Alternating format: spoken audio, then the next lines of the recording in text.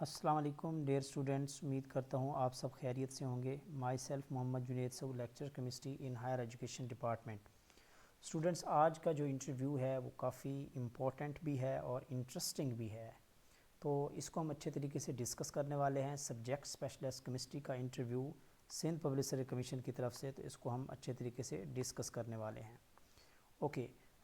इसके जो चेयरमैन थे वही सेम काजी शायद परवेज़ चेयरमैन थे, और इन्होंने सबसे पहले इंट्रोडक्शन लिया कि introduce yourself, and then उसके बाद इसने पूछा कि what is your district and home town. उसने डिस्ट्रिक्ट और होम टाउन का पूछा, तो बेसिकली वो जो स्टूडेंट था वो थरपारकर डिस्ट्रिक्ट से बिलोंग करता है। कौन से? थरपारकर डिस्ट्रिक्ट से बिलोंग करता है, और उसका जो होम टाउन था वो इसका था भलवा। भलवा इसका होम टाउन है, विलेज है, वहाँ से ये बिलोंग करता है। और ये टाउन इस वजह से भी फेमस है क्योंकि वहाँ पे एक लोक कहानी बहुत ही मशहूर है, किंग उमर और मारवी के नाम से। जिस तरह हमारी पंजाब में ससी पुनू के नाम से जो स्टोरीज़ हैं वो फेमस हैं, इसी तरह वहाँ पे सिंध में उमर और मारवी के नाम से एक बहुत ही मोहब्बत भरी कहानी मौजूद है, जिसकी वजह से वो गांव बहुत काफ़ी फेमस है। तो इस हवाले से फिर उन्होंने वहाँ से उसने उस दास्तान पूछी, वहाँ से उसने क्वेश्चन पूछे इनसे कि at which place Umar picked Marvi. तो इस क्वेश्चन से पहले अगर हम एक थोड़ा सा बैकग्राउंड ले लें कि बेसिकली ये उमर और मारवी के बीच में एक कहानी है कैसे बेसिकली।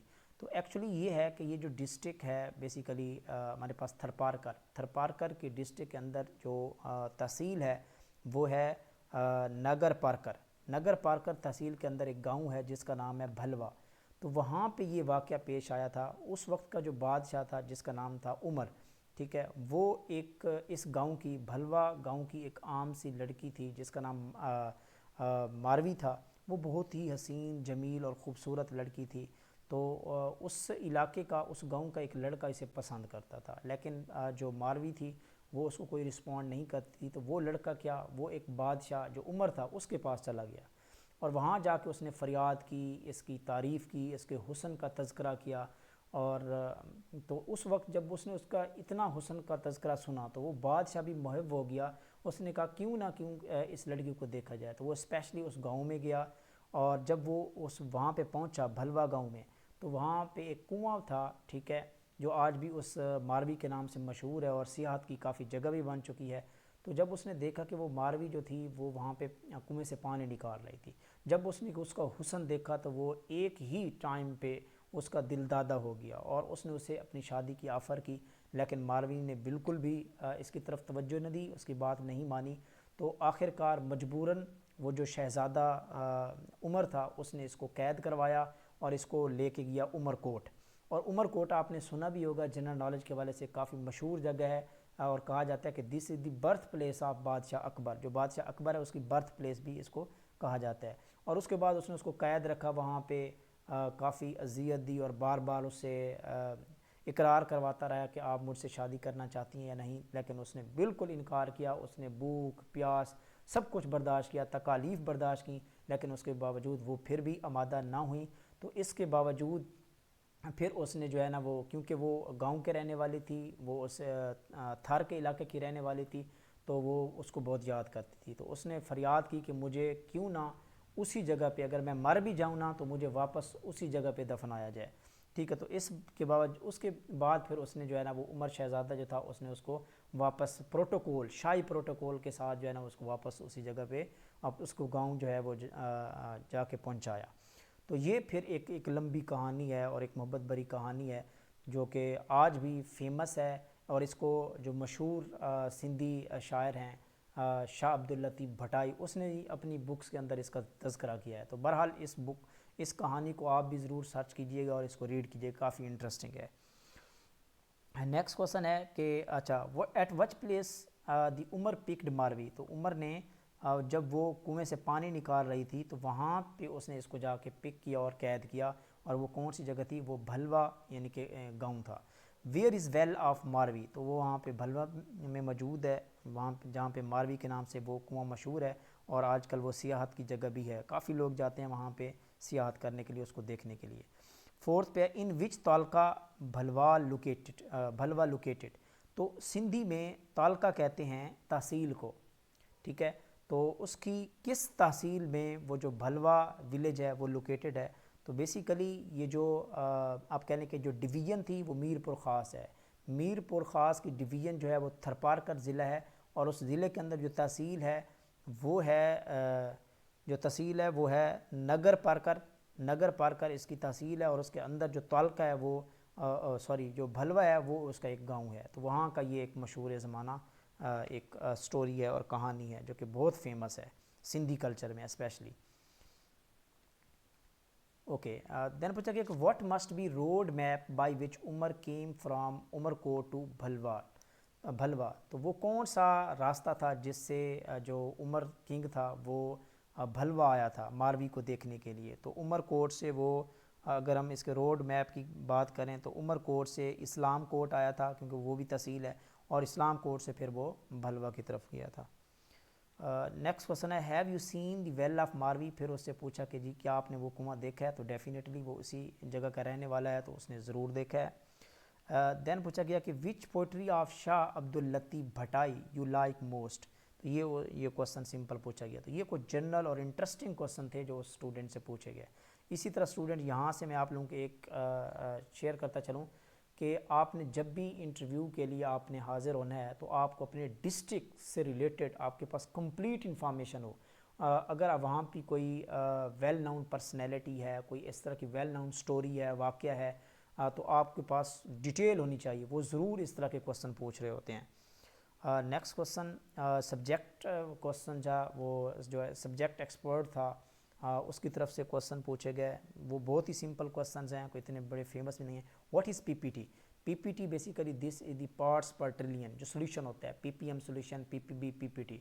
अगर हम पीपीटी को डिफाइन करें तो basically this is the 1 nanogram of solute dissolve in 1 litre of solution. चलें पहले सबसे पहले पीपीटी से पहले हम पीपीएम की तरफ आ जाते हैं ताकि आपको ये पॉइंट क्लियर हो जाए।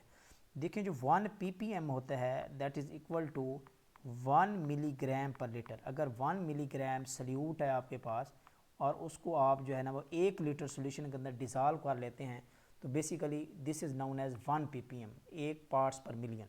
ये एक यानी कि सिंपल फार्मूला है इसका। इस तरह अगर आपके पास है 1 पीपीबी, 1 पार्ट्स पर बिलियन, तो वो होता है 1 माइक्रोग्राम पर लीटर। अगर आप 1 माइक्रोग्राम 1 लीटर में डिज़ोल्व कर लेते हैं तो वो जो सोल्यूशन होता है उसको हम कहते हैं 1 पीपीबी। इस तरह जो 1 पीपीटी होता है, आप कह लें कि 1 nanogram is dissolve in the 1 litre solution. तो अगर 1 नैनोग्राम आप ले लेते हैं और उसको 1 लीटर सोल्यूशन में डिज़ोल्व कर लेते हैं तो 1 पीपीटी होता है। And these are the very very smallest trace level पे ये सोल्यूशन बनाए जाते हैं कि वो एनालाइट जिसकी ट्रेस अमाउंट में क्वांटिटी हो तो उनके सोल्यूशन बनाने के लिए हम पीपीबी या पीपीटी पे जाते हैं। इसी तरह ये इसको कहा जाता है पार्ट्स पर ट्रिलियन। और बाकी आपने सिंपल फार्मूला यूज़ करना है तो पीपीएम का, तो वो आपने पढ़ रखा होगा। पीपीटी का सिंपल ही है कि जिसमें PPM is equal to mass हम क्या लेते हैं ग्राम में, वॉल्यूम हम केस लेते हैं एमएल में, और इसको हम 10 रेज़ की पावर 6 से डिवाइड करते हैं। इसी तरह अगर आप 10 रेज़ की पावर 9 से डिवाइड मल्टीप्लाई कर देंगे तो पीपी बन जाएगा। और अगर आप इसी तरह अगर आप 10 रेज़ की पावर 12 से मल्टीप्लाई कर देंगे तो वो आपका पीपीटी सोल्यूशन बन जाएगा। तो ये एक सिंपल फार्मूला है। नेक्स्ट क्वेश्चन पूछा कि व्हाट इज़ मोलैरिटी। मोलैरिटी के बारे में पूछा गया तो बहुत ही सिंपल है कि the number of moles of solute dissolve पर लीटर ऑफ सोल्यूशन, उसको हम मोलैरिटी कहते हैं। And simple number of moles per litre, moles per litre of solution, तो जितने सोल्यूट के मोल्स होते हैं अगर आप उसको 1 लीटर में डिज़ोल्व कर लेते हैं तो वो उसकी मोलैरिटी होती है। इस तरह फिर पूछा गया, नेक्स्ट क्वेश्चन पूछा गया कि what is the normal solution, कि नॉर्मल सोल्यूशन क्या होता है। तो नॉर्मल सोल्यूशन में क्या लेते हैं हम जो है ना वो मोलर मैस की जगह पे हम इक्विवेलेंट मैस लेते हैं। तो यानी कि moles of solute, basically normality को अगर हम डिफाइन करें तो this is the number of mole equivalents of solute dissolved in 1 litre of solution. और इसी तरह मोलैलिटी का पूछा गया तो जो मोलल सोल्यूशन होता है वो basically moles of solute in KG of solvent. जिस तरह हम इसमें मोलर सोल्यूशन में हम क्या लेते हैं number of moles of solute in the 1 litre of solution, यहाँ पे हम क्या लेते हैं लीटर सोल्यूशन नहीं लेते बल्कि सॉल्वेंट लेते हैं और वो केजी में लेते हैं। तो मोलैलिटी को स्मॉल एम से रिप्रेजेंट किया जाता है। तो number of moles per KG of solvent, तो ये नोट कीजिएगा, पर केजी ऑफ सॉल्वेंट पे। ये इसकी इम्पोर्टेंट यानी कि डेफिनेशंस हैं, बहुत सिंपल चीज़ें हैं ये। नेक्स्ट क्वेश्चन है व्हाट इज़ मोडेलिटी। ये जस्ट बस उसी नेम की वजह से उसने पूछ लिया कि वरना ये this is not the solution. तो मोडेलिटी क्या होता है, अगर हम इसको केमिस्ट्री की टर्म में लें भी सही, मोडेलिटी को डिफ़ाइन भी करें, तो मोडेलिटी होती है basically it describe the different modes of target molecule transportation, कि वो जो मालिक्यूल जिसने टारगेट करना होता है, ट्रांसपोर्ट करना, एक स्पेसिफिक जगह पे पहुंचना होता है, ठीक है, तो बेसिकली उसको डिस्क्राइब करती है फॉर सेपरेशन इन क्रोमेटोग्राफी। तो जनरली ये जो टर्म है मोडेलिटी, क्रोमेटोग्राफी के अंदर जब हम सेपरेशन कर रहे होते हैं तो उस वक्त जो different modes of target molecules की ट्रांसपोर्टेशन हो रही होती है, तो उसको हम कहते हैं दिस इज़ दी मोडेलिटी, इसको कहा जाता है, वरना ये सोल्यूशन नहीं है, ये नोट कीजिएगा। 6 क्वेश्चन है during the preparation of molar solution which unit is use. तो मोलर सोल्यूशन के लिए कौन सा यूनिट यूज़ किया जाता है, तो बेसिकली हम क्या यूज़ करते हैं, मोल्स पर डेसीमीटर क्यूब, या आप इसको लिख सकते हैं मोल्स पर लीटर, भी आप इसको लिख सकते हैं मोल्स पर लीटर। इस तरह नेक्स्ट क्वेश्चन पूछा गया during the preparation of molar solution, अगर आप बनाते हैं तो उस वक्त कौन सा यूनिट, इसको लिखते हैं moles per KG, moles per ग्राम, तो ये यूनिट हम यूज़ करते हैं।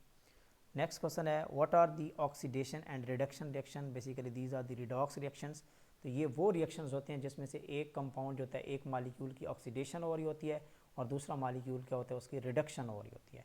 तो ऑक्सीडाइज हो रहा होता है एक, और एक रिड्यूस हो रहा होता है। तो ये बहुत सिंपल है। How can you do water analysis in the lab. वो कहता है कि आप लैब के अंदर वाटर का एनालिसिस किस तरह करते हैं।